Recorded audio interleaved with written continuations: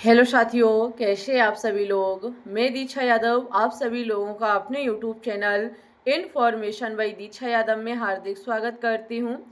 आज की इस वीडियो में बात करेंगे UP GET second round counselling की प्रक्रिया शुरू हो चुकी है। जी हाँ, second round counselling seat matrix भी जारी हो गई है। सीट मैट्रिक्स पर वीडियो बन चुकी है। गवर्नमेंट और प्राइवेट कॉलेज कितने बचे हुए हैं हमने वीडियो में बता रखा है। वीडियो की लिंक कमेंट सेक्शन में पिन है, जाकर के आप देख लीजिएगा। टोटल गवर्नमेंट सीटें और प्राइवेट मैंने आपको बताई हैं। ओके, यहाँ हम बात करेंगे कि भाई सेकेंड राउंड काउंसलिंग में किस स्टूडेंट्स को भाग लेना चाहिए, आखिरकार कौन भाग ले सकता है और आपको कॉलेज को कैसे भरना है, इस चीज़ पर भी हम चर्चा करेंगे। साथ ही में ऐसे स्टूडेंट्स जिनके नंबर 30 to 90 आए हुए हैं, किसे गवर्नमेंट या प्राइवेट कॉलेज मिलेगा, 30 to 90 में किसे गवर्नमेंट कॉलेज और किसे प्राइवेट कॉलेज भरना चाहिए, आखिरकार आपको क्या मिलेगा। ओके, वीडियो को स्किप मत कीजिएगा, अपने मित्रों के साथ शेयर कीजिएगा। चैनल पे न्यू है तो चैनल को भी सब्सक्राइब कर लीजिएगा।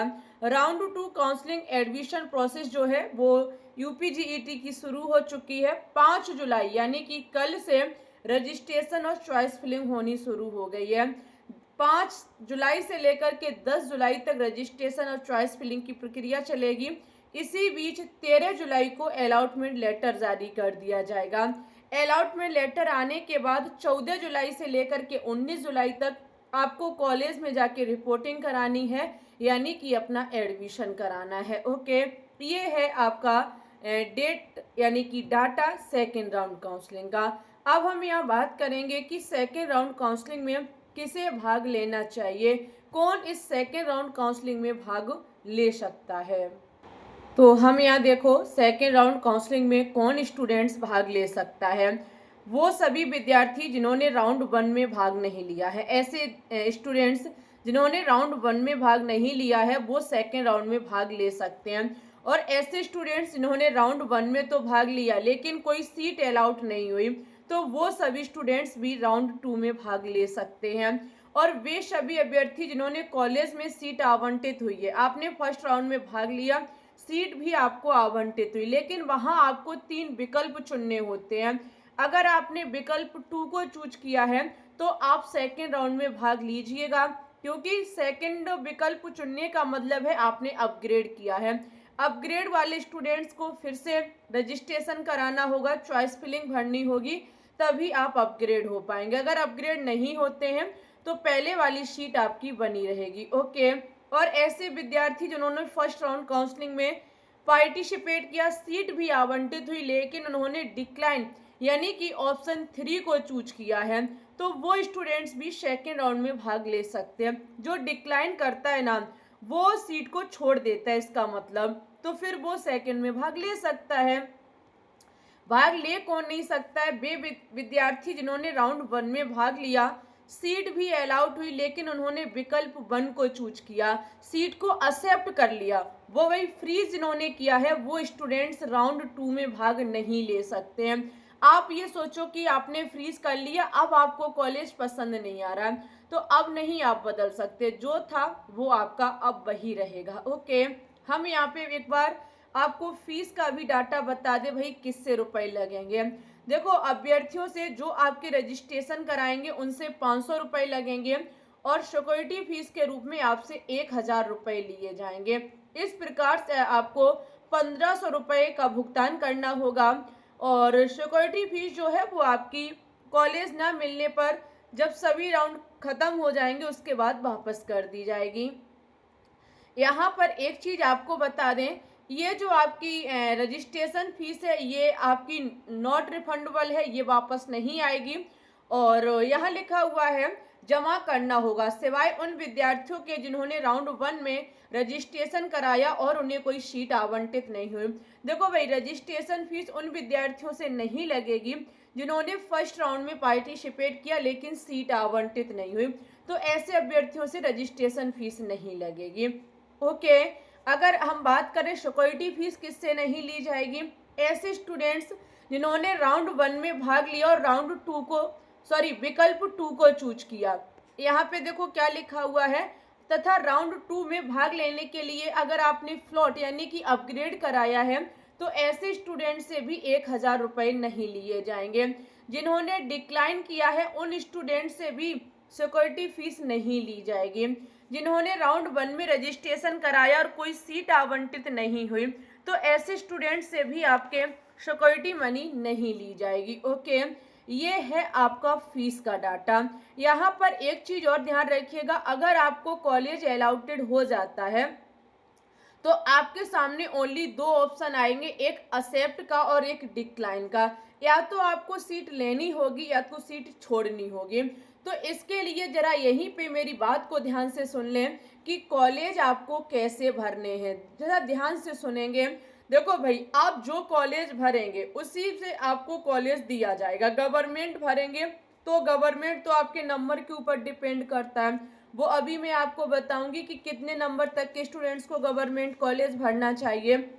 प्राइवेट भरते हैं तो भाई प्राइवेट कॉलेज तो अलाउड हो जाएगा, कम से कम नंबर वाले स्टूडेंट्स को भी प्राइवेट मिल रहा है, यहाँ पे सीटें काफ़ी हैं। लेकिन जो कॉलेज आप भरेंगे उन्हीं कॉलेज में से आपको कॉलेज मिलेगा, ध्यान रखिएगा। तो ऐसा कोई भी कॉलेज ना भरें जो आपको नहीं चाहिए। अगर आपने वही कॉलेज भर दिए ना तो वही कॉलेज अगर आपको मिल गया जो आपको नहीं चाहिए था तो या तो फिर वो सीट छोड़नी होगी या एक्सेप्ट करनी होगी। छोड़ देते हो तो मॉपअप में भाग लेना होगा। फिर हो सकता है भाई मॉपअप में आपको सीट ना मिले, यहाँ मिल गई बताओ मॉपअप में ना मिले, ऐसा भी हो सकता है। और अगर ले लेते हो तो आपको पसंद नहीं है तो हमारे हिसाब से वही कॉलेज भरें जो आपको चाहिए है। कॉलेज कम से कम कोई भी स्टूडेंट्स कम ना भरे, 20 प्लस कॉलेज ही भरें।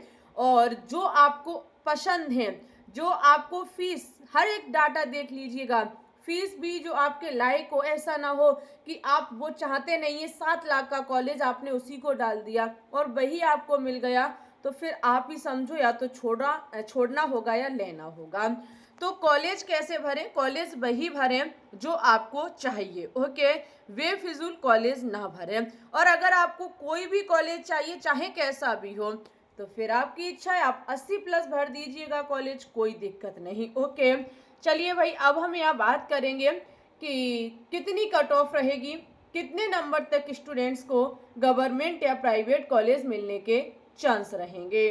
तो अब हम कट ऑफ देख रहे हैं। देखो स्टूडेंट्स, हमने आपको एक वीडियो में बताया है कि फर्स्ट राउंड काउंसलिंग में कितने नंबर तक स्टूडेंट्स को गवर्नमेंट या प्राइवेट कॉलेज मिला है।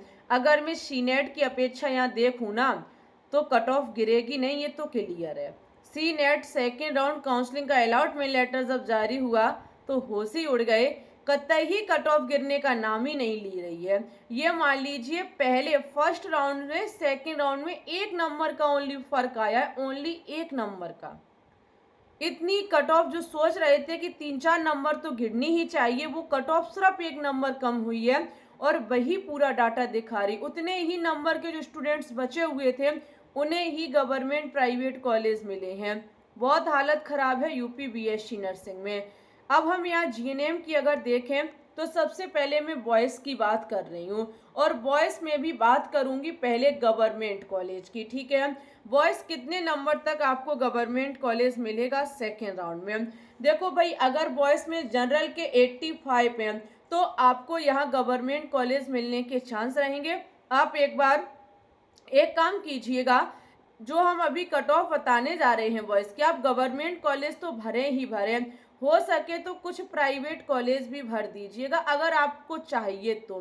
क्योंकि भाई कट ऑफ की हालत अगर देखी जाए तो इसमें हमारे हिसाब से भर दी, अगर आपको गवर्नमेंट कॉलेज के लायक आपके नंबर होंगे तो मिल ही जाएगा, नहीं हुए तो कम से कम प्राइवेट तो दिया जाएगा आपको। और आप चाहते नहीं हम मॉपअप में ऐसा करेंगे तो फिर ठीक है, अभी गवर्नमेंट डाल दो, मॉपअप में प्राइवेट भर दीजिएगा। लेकिन नंबर के अकॉर्डिंग ऐसा मत करना 40 नंबर है और गवर्नमेंट उसमें डाल दो, कुछ नहीं हाथ लगेगा। आपको समझा दूं, 80 से कम जिनके नंबर हैं, चाहे गर्ल्स हो चाहे बॉयज हो, उम्मीद छोड़ दो गवर्नमेंट की, नहीं मिलेगा भाई, बहुत डिफिकल्ट हो चुका है। गवर्नमेंट 118 सीटें बची हैं गर्ल्स बॉयज सबको मिला करके। यहाँ ओबीसी में अगर देखा जाए तो 83 तक थोड़े बहुत चांस हैं, ईडब्ल्यूएस 82, SC आपका 80 और ST लगभग 78। अगर आपके इसके ऑलमोस्ट नंबर हैं तो आप सेकेंड राउंड में गवर्नमेंट कॉलेज भरे, इच्छा हो तो कुछ प्राइवेट डाल दीजिएगा। ओके, मिलेगा भी और नहीं भी मिल सकता है। कॉलेज जरा सही से भरिएगा, ठीक है। कॉलेज भरने की जो वरीयता है वो थोड़ा सही से करिएगा। ओके, इतने में लगभग वॉइस को चांस रहेंगे गवर्नमेंट कॉलेज मिलने के सेकेंड राउंड में। अगर मैं यही बात करूं गर्ल्स की, भाई गर्ल्स को कितने नंबर पर गवर्नमेंट मिलने के चांस रहेंगे, तो जनरल में थोड़ा 83, ओबीसी आपका 80 और ईडब्ल्यूएस 78, SC 76 और ST 75 पर गवर्नमेंट कॉलेज में मिलने के चांस रहेंगे सेकेंड राउंड में। इससे कम तो जाएगी नहीं, ये 100% है, ठीक है। कट ऑफ कतई गिरने का नाम नहीं ले रही है। सीटें भी 118 बची हुई हैं, ज़्यादा सीटें नहीं है गवर्नमेंट। ओके, कॉलेज भरने की वरीयता थोड़ा सही से कीजिएगा, समझ गए मेरी बात को। अब हम बात करेंगे प्राइवेट कॉलेज की। ओके, अब हम एक बार बात करेंगे प्राइवेट कॉलेज। देखो भाई, प्राइवेट कॉलेज की कोई कट ऑफ नहीं है। प्राइवेट कॉलेज 50 नंबर पर भी मिला हुआ है फर्स्ट राउंड में। अगर मैं बात करूं जिन स्टूडेंट्स के 35 तक भी नंबर हैं और आप क्वालिफाइड हैं, तो आप सेकेंड राउंड में भाग ले लीजिए, आपको प्राइवेट कॉलेज मिल जाएगा, ठीक है। हो सकता है विदाउट आईएनसी मान्यता प्राप्त हो। 45 से नीचे जिन स्टूडेंट्स के नंबर हैं उनको हो सकता है विदाउट आईएनसी मान्यता प्राप्त प्राइवेट कॉलेज प्राप्त हो, लेकिन हो जाएगा। ओके, और वहीं पे अगर मैं बात करूं 75 से कम और 80, 75 तो SC ST मानो ओनली। वैसे मैं बताऊं तो 80 से कम जिन स्टूडेंट्स के नंबर हैं, गवर्नमेंट कॉलेज का भरोसा छोड़ दो, नहीं मिलेगा गवर्नमेंट, ठीक है। कट ऑफ हाई जा रही है, 80 से कम 30+ प्राइवेट कॉलेज ही मिलेगा, गवर्नमेंट नहीं मिलेगा। इसी के साथ लाइक शेयर चैनल को सब्सक्राइब करना ना भूलें, आपके तक हर एक नोटिफिकेशन पहुंचाती रहूंगी समय से। इसी बीच अगर आपका कोई डाउट है जल्दी से लिखो कमेंट सेक्शन में, जल्द ही मिलेगी video. Okay, bye bye, take care, all the best.